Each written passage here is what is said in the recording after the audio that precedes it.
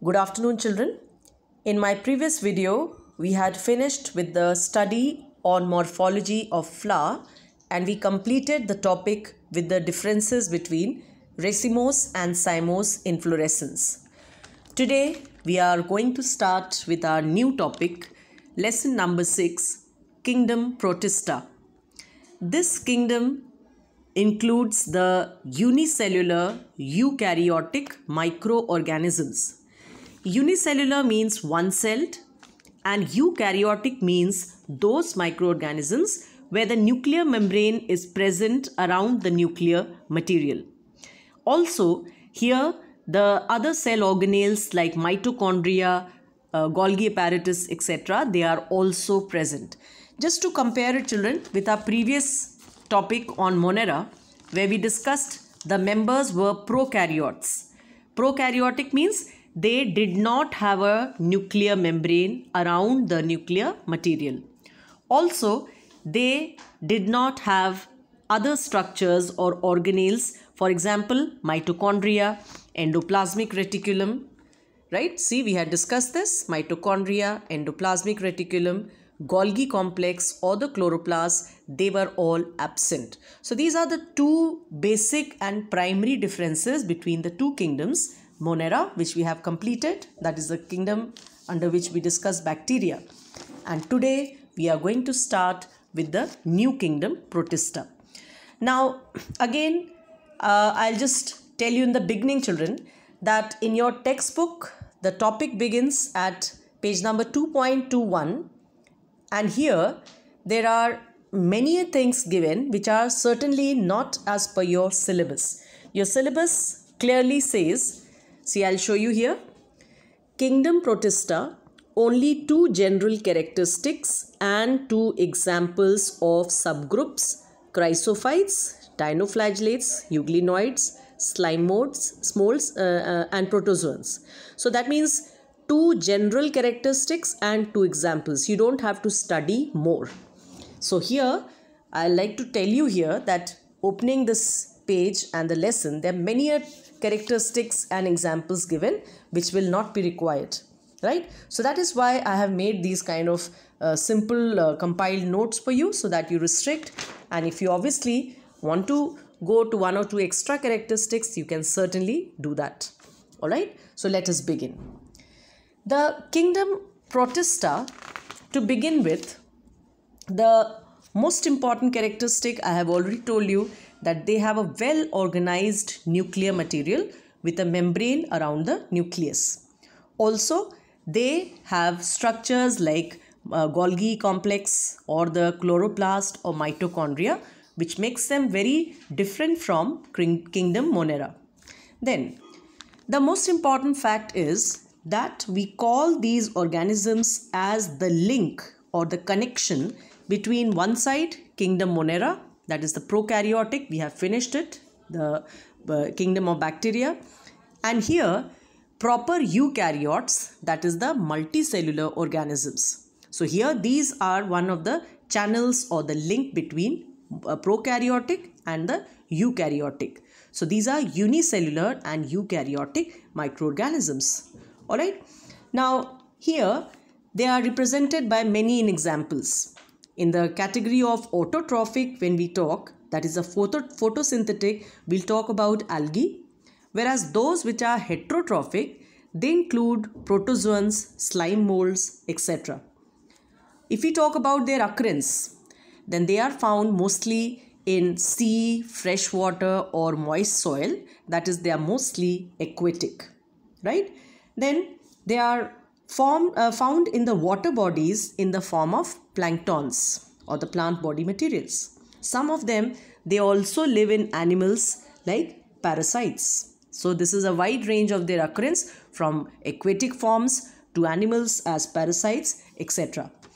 Then coming to their important characteristics, which I have already discussed, nuclear membrane present, then nucleolus or the plural, what we call as nucleoli, is also found. Golgi bodies, chloroplasts and mitochondria are also present. Then locomotion is brought about by structures like cilia, flagella, pseudopodia or by wriggling and mucilage propulsion, right? So this is what I can just show you by some simple diagram like this. It is a propulsion of the body like this by various type of structures seen like this, right? And here by the beating of flagella or by the beating of cilia, etc. Then coming to the next general characteristic is nutrition. The nutrition in protist is of following types. If we say there are some 6 types given here, and let us see one by one. The first type is simple to understand. It's called photosynthetic or holophytic nutrition, right? Method is same. They take carbon dioxide and water, utilize sun's energy in the presence of pigment like chlorophyll, right? Examples here will be euglenoids, diatoms and dinoflagellates. Then coming to the second category is what we call as zootrophic, right? Zootrophic is also called as holozoic. So this was photosynthetic, was holophytic, but when we talk about zootrophic, will be also called as holozoic, right? Examples would be amoeba and paramecium, and such organisms, they ingest other animals, right? So that is why they are zootrophic. That means they ingest living animals. Coming to the third, saprotrophic, because these, they secrete enzymes and they digest the organic matter into simple forms and they are absorbed, right? So saprotrophic usually means that they grow on dead organic materials. This includes slime molds. Coming to parasitic, here the nutrition is on a living host. So they obtain ready-made food from other organisms which provides the food to the parasite, and thus it's called a host. For example, entamoeba, I'm sure you remember, which causes amoebic dysentery. The other is plasmodium, causative agent of malaria, and then trypanosoma. All right. Coming to next is the fifth type, we call it mixotrophic. Mixotrophic nutrition. In this, the protistants, they show a mixed type of nutrition. That is holophytic or photosynthetic plus saprophytic. That is, in this case, it could be a mixture of two things. One form could be photosynthetic and the other could be saprotrophic. So that is growing on the dead forms. And the sixth type is symbiotic. We know it. It's a give and take relationship. For example, trichonympha. This is found in termites, right, which grow on wood. So they secrete cellulose digesting enzymes and they carry on symbiosis. So till just now, children, we have started with our new topic, the kingdom Protista of the unicellular eukaryotic microorganisms. We have discussed some general characteristics about the organisms, a little about their nutrition, etc. Moving further, let's talk about their respiration. Respiration in the protist is usually aerobic. But yes, there are some forms which are known to be anaerobic also. Where are these forms found? They are found at the bottom of ponds and lakes. Then, reproduction. Protists have great reproductive potential and they reproduce by asexual as well as sexual means. Under asexual, there are a variety of forms possible. First is binary fission.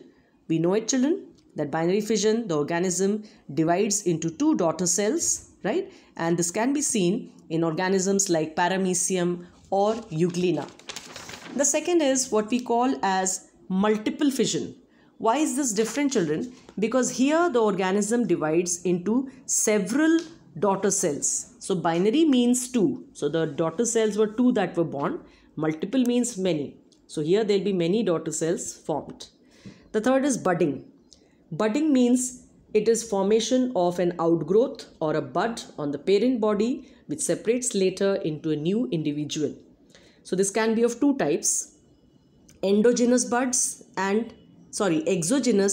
or endogenous buds. Exogenous means they are formed outside, whereas endogenous means they are formed inside the body. Coming to fourth type of asexual reproduction, that is cyst formation. Cyst formation is a method of going through unfavorable conditions by forming a tough covering called cyst, which opens up on arrival of favorable conditions and the organism comes out. Example you can say is entamoeba. Coming next to the fifth category of asexual method is plasmotomy. It is plasmotomy, which means it is the division of multinucleate protist into two or more multinucleate offsprings. Alright, example can be Opalina. Coming to spore formation, in this various spores are formed and each spore has a protective cover to withstand unfavorable conditions. We have examples like slime molds. Then, sexual reproduction involves fusion of haploid cells by formation of gametes, and the simple process is fertilization. We also call this as syngamy. SYNGAMY. So fertilization also called as syngamy, that is possible. So we complete with the general characteristics of protistans and their classification. We are now going to start, but remember children, I am making these notes as per your direct requirement of the syllabus. I have shown you that only two general characteristics and two general subgroups, which we are now going to start. So let us move now to main groups of protist. Here, these are the main groups of protists. The kingdom Protista has been divided into the following groups. Number 1, Protistan algae or photosynthetic protists. These are special because they carry out 80% of photosynthesis in the biosphere, and they include 3 subgroups: dinoflagellates, number 2 group chrysophytes, and group 3 is euglenoids. If we talk about this, then dinoflagellates, it includes the organism we call Noctiluca. Noctiluca, I'll show you. It looks like this. Noctiluca, it's also called as the nightlight. And why we call so? Because the organism contains a protein. We call the protein as luciferin, and this on oxidation produces light, which is visible at night. Therefore, we'll call this organism as the nightlight. Where it is found, children? It is found in seas, which is like tropical or temperate seas, and then it's called as a nightlight. Coming next, another example of dinoflagellate is Gonyulax, Gonyulax. We call this as the red tide. Gonyulax, when we call as red tide, why it is? Because it produces red tide in the sea. Also children, sudden increase of this Gonyulax makes the seas appear red, and they release a toxin which kills most of the marine animals. So this is dangerous for the marine animals, right? Then dinoflagellates, they appear yellow, green, brown, blue or red because of various types of pigments present in their cells.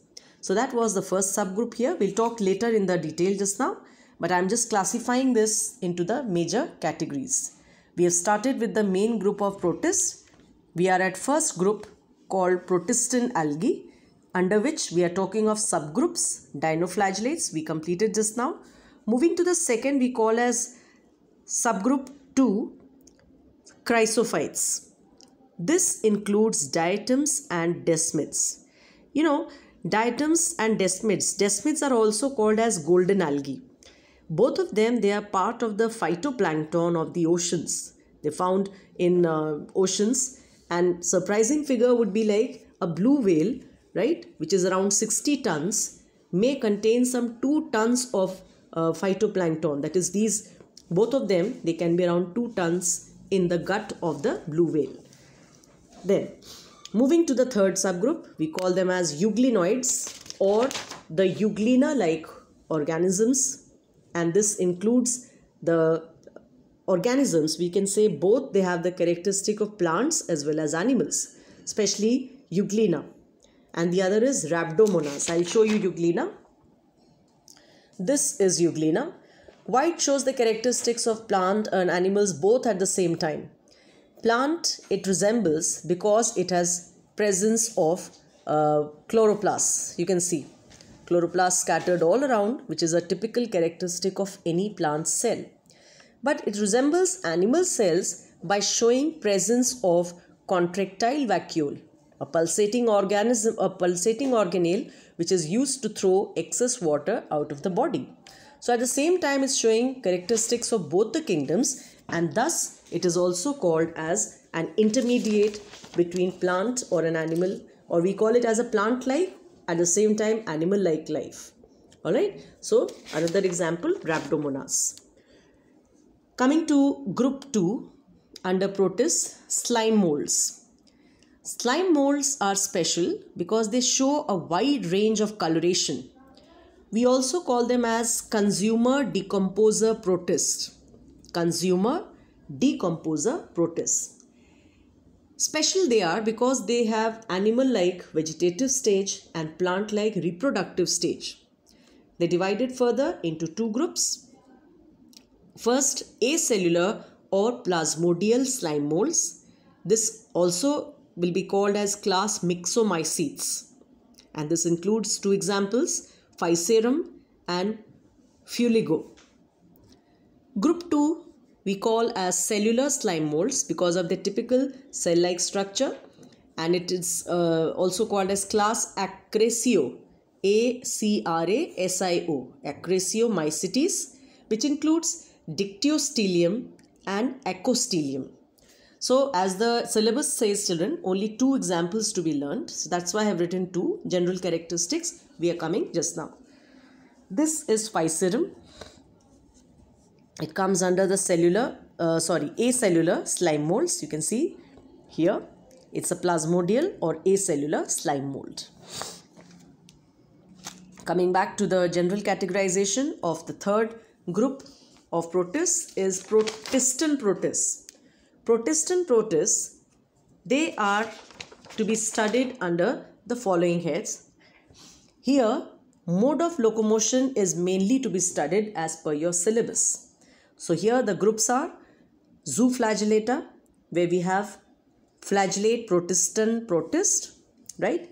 Second is Rhizopoda. The group is second is Rhizopoda. We call them as Sarcodine Protistan protists. And group 3 is Sporozoa or parasitic protozoan protists. And group 4 is Ciliata because they are covered by cilia. So let us see the examples, children. Under the first, where we have Zooflagellata, examples are here. Trypanosoma gambians. Trypanosoma gambians, I am sure you must have heard, but this is the causative organism of the famous herd disease in your GK questions, African sleeping sickness, right?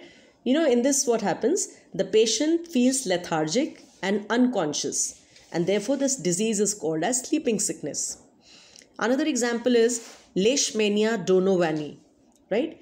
In this, what happens? This is called as the Kala Azar. This also, I'm sure you've heard it, right? It is found usually in Asian countries, India and various parts of Africa and America, right? So in this, what happens? The fever is accompanied by anemia, the enlargement of liver and spleen, and the hosts are dogs and cats, all right? Then examples under Rhizopoda. Example is Amoeba proteus, the immortal animal, and Entamoeba histolytica, the causative organism of amoebiasis. So Amoeba proteus, children, why we call it as immortal? Because here death is only accidental, but the nucleus, if it is found in the segment, suppose an amoeba, I'll show you here. This is an amoeba. So if this is the nucleus and we cut the animal or the microorganism by a blade or a scissor into some many pieces, and each part contains a nucleus. Suppose we cut it into two pieces, right? Hoping that the animal dies. But each contains a nucleus. It will come out and grow into two daughter amoebae. So that is why it never dies like this easily. But yes, death is sometimes only accidental. Coming to group 3, which is Sporozoa. And here the examples are Plasmodium, the malarial parasite, and the other is Monocystis, right? Group 4 is Ciliata, the members called Paramecium and Balantidium coli. I'll show you. Here we have Paramecium. We call it as a slipper animalcule because of its typical resemblance to a slipper. Alright children, so we move further. See, on every page I have written the syllabus clearly.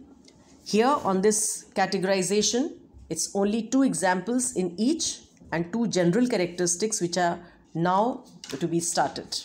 Right? So please copy down the notes as it is and refer to the chapter.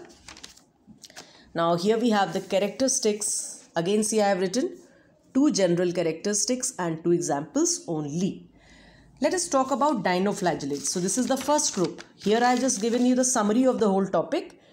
The protistans, they have been divided into 3 major groups like this. And dinoflagellate is a subgroup under protistan algae. So we are going to start. Today we'll talk only about this algae and the 3 groups. Alright. So let us start with the protistan algae. The first is dinoflagellates. So general characteristics, any 2, I have given you some simple 4 ones. In your book, there are even more given. I'll show you. Here. The page number is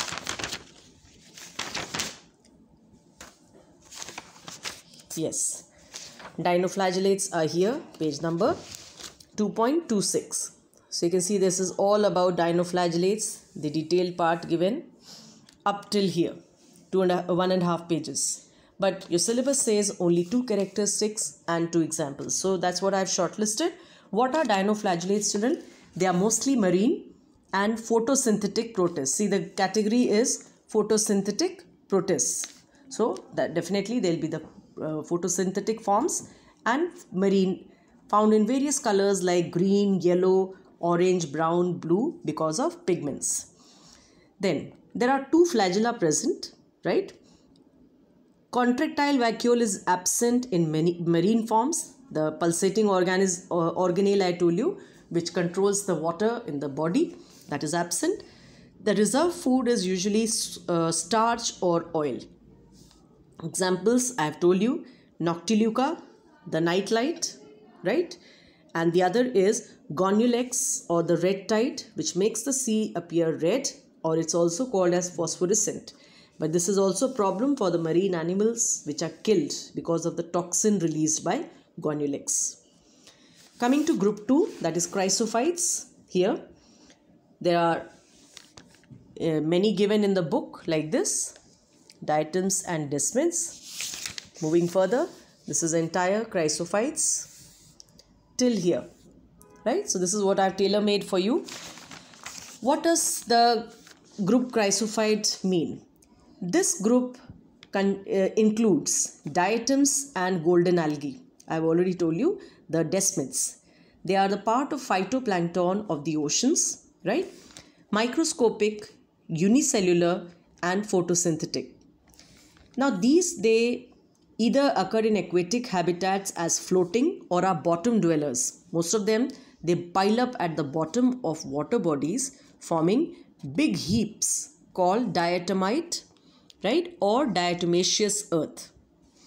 Then cell wall, it is made up of cellulose which is impregnated with silica, and the photosynthetic pigments are chlorophyll A, B, fucoxanthine, diatoxanthine, and this all gives a characteristic golden color. That is why it is called as golden algae, right? It is very interesting to tell you, children, that diatoms, what we are talking here, they are the source of food for various aquatic animals like fish, whale, etc.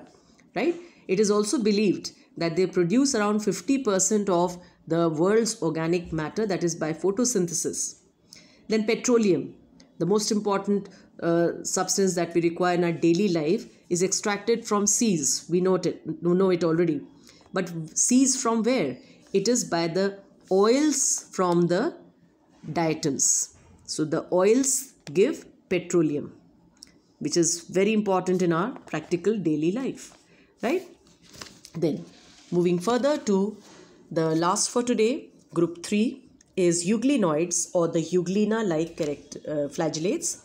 General characteristics, they have both plant-like and animal-like life. Just now I told you by showing you this diagram. Why it is plant-life? Because it is having chloroplast. Why it is animal-like? Because it has contractile vacuole. This is unicellular and flagellated. You can see there's a flagella at the top for locomotion. And the covering is a thin pellicle. You can see what is pellicle? This outermost stuff covering is a pellicle, right? Then, so this is unicellular, flagellated, covered by a thin pellicle. A prominent orange-red eye spot or stigma is present, which acts as a photoreceptor and perceive light. I show you here. Near this structure or this gullet is an organelle or a part here called stigma or eye spot. So this is known to trap the light, or it acts like a photoreceptor. So examples of the euglenoids, these are two, Euglena and Rhabdomonas. So children, just now we will be stopping here, but yes, we have started our new topic, Protista, and I request you all to write down the way I have given. Refer your textbook also, give us reading to that same, refer some diagrams. But here, as I told you, your syllabus requires only 2 characteristics in general and 2 examples. So keeping the same in mind, I have made this categorization, and tomorrow I'll be uploading the other video where we start with the slime molds and protist and protists. So tomorrow we'll be able to complete this. It's a very small topic, children, and this is what we have to do. So I'm sending the notes till here. Complete it till this part. Any questions? You are certainly free. Please refer to the syllabus, children. This is how we have to start.